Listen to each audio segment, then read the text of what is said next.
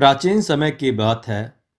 भीषणपुर नाम के राज्य में दुष्यंत नाम के एक राजा रहते थे। वे एक बहुत ही अच्छे और कुशल शासक थे। उनके राज्य में उनकी प्रजा बहुत ही ज्यादा सुखी थी। लेकिन पास ही राज्य में एक दूसरा राज्य था, जिसका राजा बहुत ही क्रूर अत्याचारी था।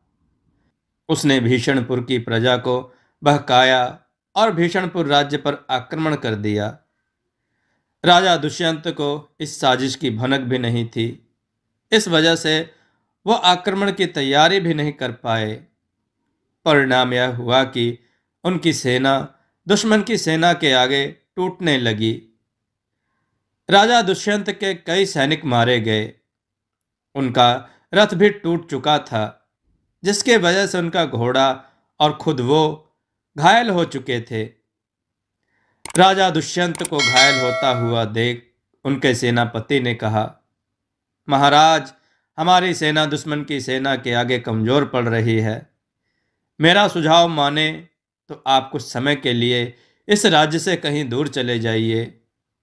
इस बार नहीं तो हम अगली बार अवश्य जीत जाएंगे। नहीं सेनापति, मैं अपने राज्य और अपनी सेना को इस तरह मुसीबत में छोड़कर नहीं जा सकता। मेरी बात समझिए महाराज, यह समय सोच समझकर विचार करने का है। आप सेना और राज्य की चिंता मत कीजिए। जब तक मेरे प्राण हैं तब तक मैं पूरे बल के साथ दुश्मन का मुकाबला करूंगा। आप एक बार स्वस्थ हो जाइए, उसके बाद आप इस राज्य में वापस अपना कदम रखना। सेनापति के जोर देने पर महाराज दुष्यंत मान जाते हैं और अपने घोड़े को लेकर एक घने हरे भरे जंगल की ओर निकल जाते हैं। थोड़ी दूर चलने के बाद उन्हें तेज प्यास लगती है। प्यास बुझाने के लिए वे उसी जंगल में रुक जाते हैं। सामने पहाड़ों से बहता हुआ झरना देख वे अपने घोड़े को वहीं घास चरने के लिए छोड़ देते हैं और खुद उतरकर उस झरने की तरफ बढ़ते हैं। सबसे पहले वे झरने का शीतल जल पीते हैं, जिसके बाद उन्हें हल्का विश्राम महसूस होता है। पानी को पीकर जैसे ही वे उठते हैं, वे देखते हैं कि एक लंगड़ाता हुआ हिरण एक गुफा में घुसता है और बहुत ही कम समय में ठीक होकर और खेलता कूदता उस गुफा से बाहर निकलता है। यह सब देख राजा दंग रह जाते हैं। वे उसी क्षण उठते हैं और उस गुफा की तरफ बढ़ने लगते हैं। गुफा में प्रवेश करने के बाद राजा देखते हैं कि सामने एक वृद्ध महापुरुष आसन लगाए बैठे हुए हैं। ठीक उनके सामने शेर, हिरण, हाथी, लोमड़ी और खरगोश बैठे हुए हैं। यह देखकर राजा पूरी तरह से हैरान हो जाते हैं कि इतने हिंसक जानवर एक दूसरे के आसपास कितने प्यार से बैठे हैं। वो कुछ कहने वाले होते हैं कि अचानक महापुरुष का ध्यान टूटता है। महापुरुष को यह बात पता नहीं होती कि उनके सामने भीषणपुर राज्य के महाराज खड़े हैं। उन्हें एक साधारण पुरुष की तरह समझकर कहते हैं, कौन हो तुम और तुम्हारे शरीर पर यह चोट के निशान कैसे हैं? महाराज अपना सच छुपाते हुए कहते हैं, मैं राजा दुष्यंत का एक करीबी सेवक हूं। यह सुनकर महापुरुष कहते हैं, लेकिन श्रीमान, मुझे ऐसा आभास हो रहा है कि आप कोई आम इंसान नहीं हैं, क्योंकि आपके सीने पर राजचक्र प्रतीत हो रहा है मुझे। सही कहा बाबा, मैं ही राजा दुष्यंत हूं। कोई बात नहीं, तुम सही जगह पर आ गए हो। मैं तुम्हें एक जड़ी बूटी देता हूं, जिसे खाकर तुम पल भर में स्वस्थ हो जाओगे और तुम्हारे घाव भी भर जाएंगे। महापुरुष थोड़ी देर के लिए गुफा से बाहर जाते हैं और कटोरे में हल्दी, दूध और शहद लेकर आते हैं। लो महाराज, इसे पी लीजिए।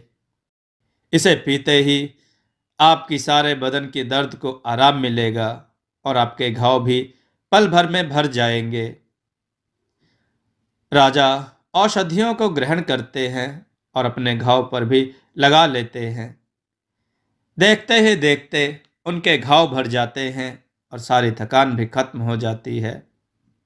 यह देखकर राजा बहुत ही आश्चर्यचकित हो जाते हैं और खड़े होकर कहते हैं, बाबा, यह क्या था? मेरा घाव तो इतनी जल्दी भर गया। मुझे ऐसा क्यों लग रहा है कि आपने पल भर में कोई जादू सा कर दिया है। नहीं महाराज, मैं भी आपकी तरह एक आम इंसान ही हूं। यह सब तो इन औषधियों का कमाल है। हे बाबा, आपने मुझ पर बहुत बड़ा उपकार किया है। मांगिए, आप इसके बदले में क्या चाहते हैं? आप कहें तो 100 गांव मैं आपको दान कर सकता हूं। महाराज, मैं 100 गांव लेकर क्या करूंगा? वैसे भी मेरा समय बहुत ही कम है। मैं तो इस शांत वातावरण में खुलकर जीना चाहता हूं। यह हरे भरे जंगल, पेड़ पौधे, पशु पक्षी, इन सब के बीच रहकर मुझे बहुत खुशी और शांति मिलती है। मैं आपसे केवल यही मांगना चाहता हूं कि जंगल में रहने वाले पशु पक्षियों का शिकार ना किया जाए। जैसी आपकी इच्छा बाबा। आज से मैं अपने राज्य में जाकर ये ऐलान कर दूंगा कि जंगल के पशु पक्षियों को कोई भी नुकसान ना पहुंचाए। महापुरुष को वचन देकर राजा अपने राज्य की ओर प्रस्थान करते हैं। लेकिन काफी समय हो जाता है तो बीच में वो एक छोटे से गांव में रुकने का विचार करते हैं। इस समय वह एक साधारण व्यक्ति का रूप रखते हैं और गांव में जाकर अपने ठहरने के लिए पूछते हैं। उनमें से एक व्यक्ति राजा के सामने आता है और अपने घर चलने के लिए कहता है। घर चलकर वह राजा को खाने के लिए भोजन देता है। राजा भोजन खाते हुए कहते हैं, वाह, क्या स्वादिष्ट भोजन है।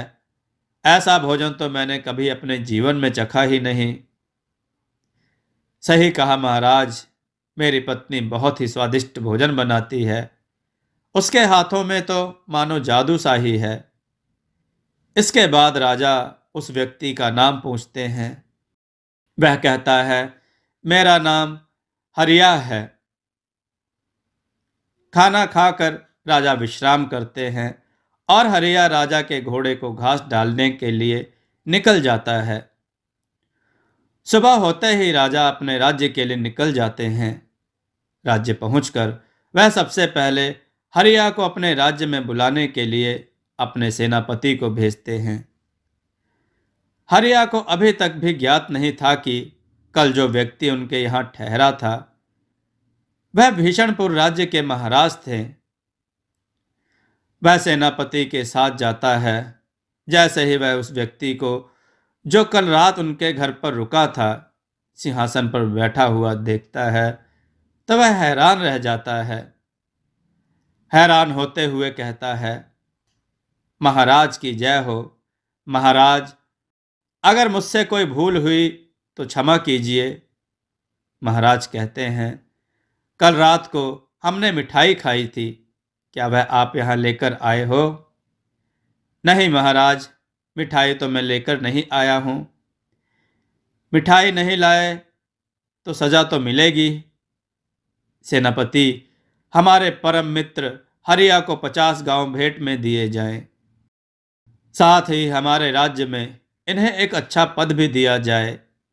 और हरिया, आपके लिए सजा यह है कि आपको माह के अंत में राज्यसभा के सभी लोगों को अपनी वह मिठाई जरूर खिलानी पड़ेगी।